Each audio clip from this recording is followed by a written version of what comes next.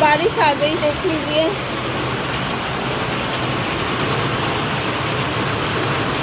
बहुत तेज बारिश आई है।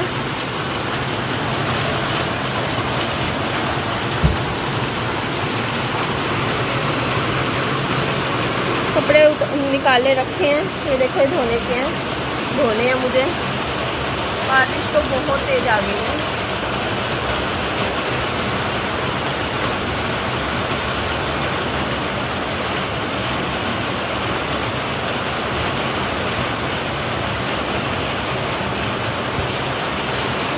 तो यही बात मैं आप लोगों को बता रही थी। आजकल मौसम ऐसा हो रहा है ना गाइस, पता ही नहीं चलता कब बारिश आ जाती है, धूप खिली होती है और बारिश आ जाती है। और ये वाली जो साड़ी है मैंने अभी रील्स में पहनी थी, एक शॉर्ट्स वीडियोस बनाई थी, तो मैंने सोचा चलो आप लोगों को दिखा देती हूँ। कुछ कमेंट्स आ रहे थे कि निधि आपने उल्टी साड़ी पहनी है या पल्ला उल्टा लिया है, तो मैंने कहा दिखाती हूँ मैं आप लोगों को कैसी साड़ी है, कैसा इसका पल्ला है।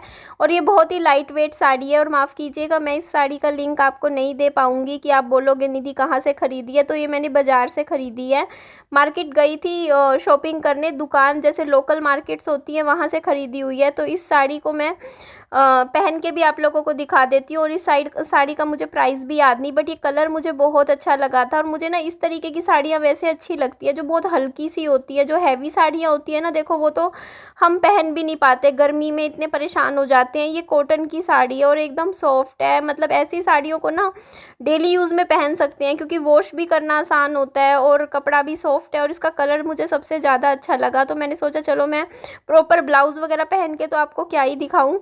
मैंने इसी के ऊपर अपनी टी शर्ट के ऊपर ये साड़ी, ये देखो इस तरीके से पहन के मैंने एक सोचा चलो एक बार आप लोगों को मैं दिखा देती हूँ। और ये मैं अभी सो के ही उठी थी, तो बालों में कंघी तो भाई मेरे कभी मिलती ही नहीं है। कल रात को करी थी मैंने बालों में कंघी, सुबह 4 बजे, मतलब 4 बजे जाके जब मेरा बच्चा सो गया था ना, उसके बाद मैंने 15-20 मिनट में बालों में कंघी करी। क्योंकि सुबह उठते ही ना घर के काम मेरे ऐसे शुरू हो जाते हैं, और ऐसी क्या बताऊं, घर के काम भी ऐसे रहते हैं। अब देखो ना, सुबह खाना बनाया विहान के लिए अभी मतलब 12-1 बजे, तो विहान ने खाया नहीं। अब ऐसा ही हम लड़कियों का, लेडीज़ की ज़िंदगी रहती है कि अब ये दिमाग में रहता है कि बच्चे ने अब ये खाना नहीं खाया तो कुछ और बनाओ। भाई मर्जी का मालिक है, नहीं पसंद, नहीं मन कर रहा तो कुछ और बनाना पड़ेगा। तो ये भी सिरदर्दी रहती है। बच्चों के लिए तो 2-2 3-3 चीज़ें बना के रखते हैं ना, तो उसमें से कोई एक चीज़ खाते हैं। तो ये देखो इस तरीके से मैंने अच्छे से आप लोगों को साड़ी ड्रेप करके भी दिखा दी है कि मेरी साड़ी कैसी लग रही है। अच्छा, मैं एक चीज़ आप लोगों से बहुत ज़रूरी मैं बात करना चाहती हूँ, इस बात को आप मेरी सीरियस होके सुनिएगा। पता है उसके घर में ना शुरुआत में तो सबसे मतलब सबको यही लगता था कि देवरानी बहुत सीधी है, मासूम है, वह सबसे मीठी मीठी बातें करती थी। लेकिन जैसे ही कोई अकेले मिलता था ना, तो वह घर के लोगों के खिलाफ ना, मतलब क्या बोलूँ मैं आप लोगों को, जहर घोलना शुरू कर देती थी। और वह कभी सास से कहती थी कि जेठानी आपकी इज्जत नहीं करती, और जेठानी के पास जाकर कहती थी कि सास आपके बारे में बहुत बुरा बुरा बोलती है। इस तरीके से वह ससुर के भी कान भरती थी। तो मैं आपको बता रही हूँ, आप बात को ना ध्यान से समझिएगा, सुनिएगा।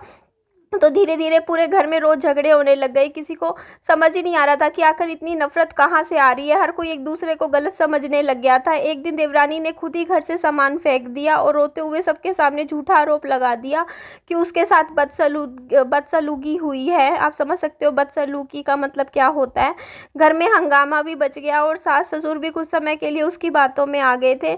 लेकिन किस्मत कहते हैं ना कि ज़्यादा दिन तक साथ नहीं देती। कुछ दिनों बाद उसकी खुद की बातें आपस में मिलनी बंद हो गई। कहते हैं ना कि देखो, झूठ को छिपाने के लिए ना 10 झूठ बोलने पड़ते हैं, और जब एक झूठ मतलब सही नहीं बैठता ना, तो इंसान दूसरा झूठ बोलता है। और पता है जब हम झूठ बोलते हैं ना, तो झूठ को याद भी रखना पड़ता है कि हमने आखिर पहले कौन सा झूठ बोला था।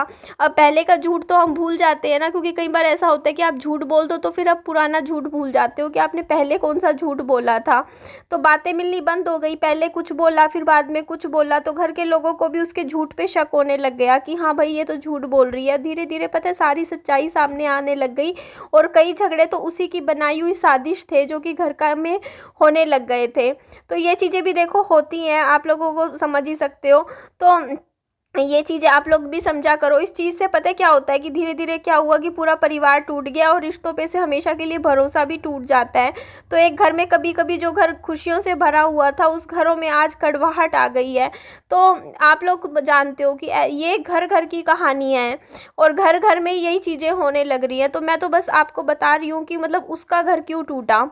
तो यहाँ पे ना ये गलती देवरानी की थी। देवरानी की गलती की वजह से आज पूरा घर उसका पूरा टूट गया है। और मुझे तो उसकी वो ये कंडीशन देख के ही मुझे बहुत बुरा लगता है कि बताओ मतलब कितना प्यार था, कितना अच्छे से मतलब रहते थे देवरानी जेठानी, और आज देखो एक दूसरे की शक्ल भी नहीं देखते हैं, ना वो उसकी शक्ल देखती है ना वो उसकी शक्ल देखती है।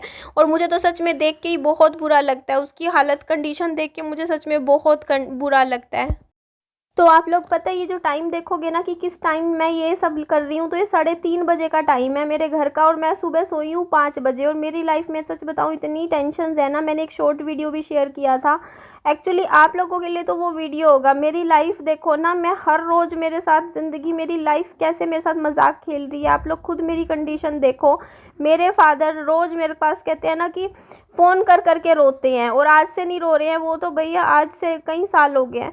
तो अब आप ये बताओ कि मेरे को कितनी टेंशन होती होगी, क्या मैं नॉर्मल लाइफ जी पा रही हूँ? आप भी मुझे बताइए। एक तो पहले तो बच्चे की तरफ से मेरे को इतनी टेंशन रहती है, विहान की इतना स्ट्रेस रहता है, ऊपर से यार मेरे को कोई इमोशनल सपोर्ट नहीं है मायके की तरफ से भी, ससुराल की तरफ से तो छोड़ ही दो, मायके की तरफ से कुछ भी सपोर्ट नहीं है मुझे। मेरे को तो देखो, आप लोग खुद देख लो मायके में, देखो एक होता है कोई हिम्मत दे, कोई स्ट्रॉन्ग बनाए आपको, मतलब आपकी लाइफ में इतनी प्रॉब्लम्स आप झेल रहे हो तो पीछे खड़े होके ये कहे कि हाँ हम तेरे साथ खड़े हैं। ऊपर से यहाँ तो पूरा टाइम मेरे फादर ही फ़ोन करके रोते रहते हैं मेरे सामने कि हाँ भाई मैं ऐसे दुखी हूँ, ऐसे परेशान हूँ, ऐसे वैसे। कभी मेरी माँ रोने लग जाती है मेरे सामने। मैं तो सच बताऊँ, खुद की परेशानी तो मैं किसके सामने बांटूँ, किसको बोलूँ मैं तो खुद मतलब कहते हैं ना कि मैं ऑलरेडी अपनी लाइफ में इतनी परेशान हूँ, ऊपर से ये टेंशन ख़त्म ही नहीं होती ज़िंदगी से। कहते हैं ना कि ज़िंदगी का एक पार्ट ऑफ लाइफ बन गई है कि घर की टेंशन्स लेते रहो, एक दिन सुकून का नहीं जाता। सच्ची बताऊँ, एक दिन, एक होता है ना कि टेंशन फ्री बंदा आराम से चैन से जिए, तो ये चीज़ तो होती ही नहीं है कभी भी। मतलब बात होए तो हाँ भाई बस, कहते हैं ना कि अब एक बात बताओ, कौन सी बेटी होगी जो अपने माँ बाप को ऐसे रोते हुए दुखी होते हुए देख देख के अपनी ज़िंदगी में खुश होएगी या अपनी ज़िंदगी में अच्छे से बैठ जी पाएगी? खून तो जलता है ना हर लड़की का, अपनी माँ बाप को ऐसे मतलब रोते बिलखते देखते हुए। तो ये बात है। और हाँ, एक चीज़ और मैं बोल देती हूँ, शॉर्ट वीडियो से मेरी कोई अर्निंग नहीं होती, मैं कोई पैसा नहीं कमाती हूँ। और मुझे अर्निंग करनी होती ना तो मैं रात के 4 बजे वो वीडियो नहीं डालती, ठीक है? मैं दिन में डालती, जब मेरे को लोग उस टाइम वीडियो, लोग जाग रहे होते हैं, तो जब लोग सो रहे होते हैं उस टाइम वीडियो डालेंगे तो कौन देखेगा? तो मेरे को ना वो वीडियो, मेरा डालने का सिर्फ पर्पज़ ये इसलिए डाली मैंने कि कल को देखो यार, कल को कोई बात हो जाए तो सारा इल्ज़ाम तो निधि के ऊपर डाल देंगे सारे परिवार वाले। अभी मैं, पापा रोज़ मेरे पास फ़ोन कर कर के रो रहे हैं, और मैं ये वीडियो ना डालती ना, और मेरे फादर को कल को अकेले में वहाँ बैठे हैं, कुछ खा नहीं रहे, पी नहीं रहे, रोए जा रहे हैं, कल को उनको कुछ हो गया अकेले बैठे कमरे में, तो मुझे एक बात बताओ, सारा इल्ज़ाम पूरा परिवार मेरे ऊपर डाल देगा ना?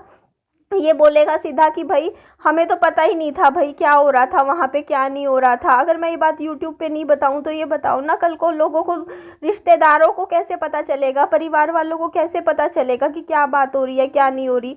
तो वो लोग तो मतलब बाद में कह देंगे कि तुझे तो निधि सब कुछ पता था, तूने क्यों नहीं हमें बताया? तो मेरा फ़र्ज़ बनता है बताना। और मेरा देखो किसी से भी फ़ोन पे तो कांटेक्ट है नहीं, ठीक है? किसी से भी कांटेक्ट नहीं है, तो मेरा इतना तो फ़र्ज़ बनता है ना कि मैं वीडियो डाल दूँ। क्योंकि देखो आज मैं बताऊँ, मेरा जिनसे भी कांटेक्ट भी नहीं है ना फ़ोन पे, जिनसे मेरी बात भी नहीं होती है, वो लोग भी सब मेरी वीडियो देखते हैं। हर एक रिश्तेदार, हर एक परिवार वाला मेरी वीडियो देखता है।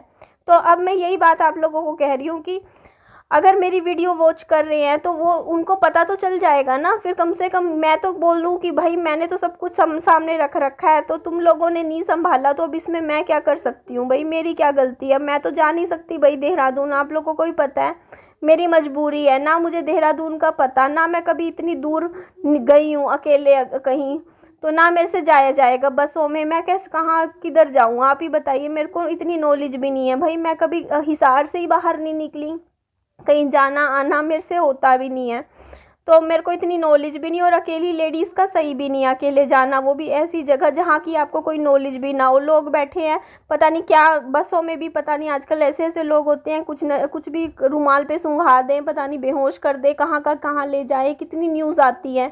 तो मेरा बच्चे के साथ ऐसे अकेले खुद से देहरादून जाना भी ठीक नहीं है, आप लोग समझ सकते हो। एज अ वूमेन मेरे को भी अपनी सेफ्टी देखनी होती है। और मैं घर से बाहर मैं जाती भी नहीं हूँ। मैं को यहाँ हिसार में रहती हूँ क्योंकि मुझे हिसार का पता है। मैं अनजान प्रदेश में जाके अकेले नहीं घूम सकती भाई ऐसे, ठीक है, आप लोग भी समझिए। तो ये बात है। तो यहाँ पे देख लीजिए आप लोग, मैं बना रही थी क्या बना रही थी, मैं ओट्स बना रही थी, नमकीन ओट्स बनाए, बट विहान ने बिल्कुल नहीं खाए, 2 चम्मच खाए, छोड़ दिया, और बना भी इतने सारे दिए मैंने, तो ये तो अब रात तक मुझे ही खाने पड़ेंगे।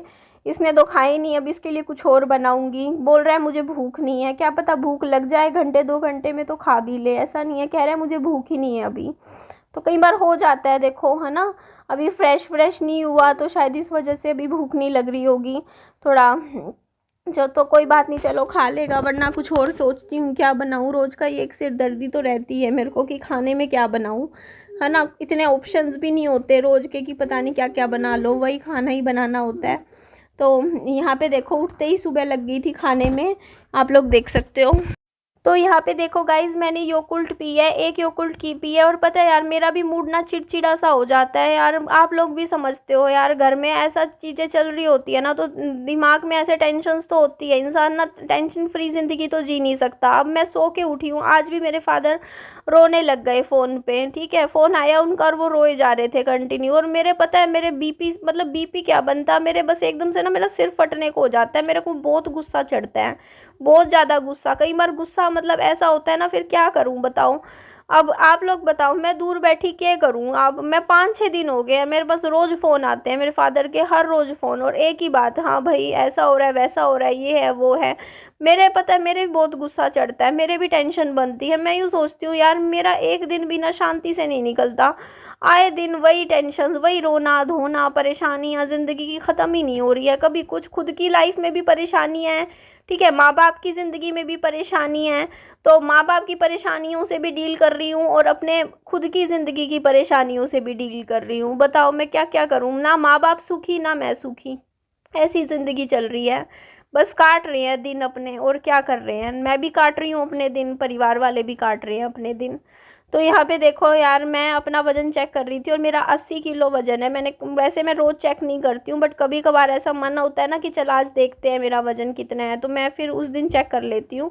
और ये वाली किताब है, ये मैंने पढ़नी शुरू करी थी, मैंने परसों पढ़े थे, इस परसों से एक दिन पहले मैंने इसके ना 2 चैप्टर पूरे फिनिश कर दिए थे, अच्छे से पढ़े थे। लेकिन फिर मेरे को कल मैंने हाथ भी नहीं लगाया इस बुक के, टाइम नहीं मिला, आज निकाली है, मैंने कहा चल आज 3rd चैप्टर पढ़ूंगी। तो पूरा बुक ये पढ़ने में भी मुझे 10 दिन लग जाएंगे इस बुक को, क्योंकि मैं थोड़ी थोड़ी करके आराम आराम से पढ़ रही हूँ, जल्दी नहीं कर रही हूँ। और कोई चीज़ समझ नहीं आती है, जैसे मान लो मेरे को चैप्टर में कोई पेज नहीं समझ में आता, तो वो चैट जीपीटी में मैं वो पेज डाल के उसका पूरा का पूरा मतलब समझ लेती हूँ। मैं उसमें डाल देती हूँ कि इस पेज को समझा दो थोड़ा अच्छे से ईजी भाषा में, तो वो समझा देते हैं। तो चैट जीपीटी का यूज़ मैं सिर्फ किताब पढ़ने में करती हूँ, मतलब बुक्स वगैरह में कोई मुश्किल चैप्टर आ जाता है ना, तो वो समझने में करती हूँ। Bye bye, take care.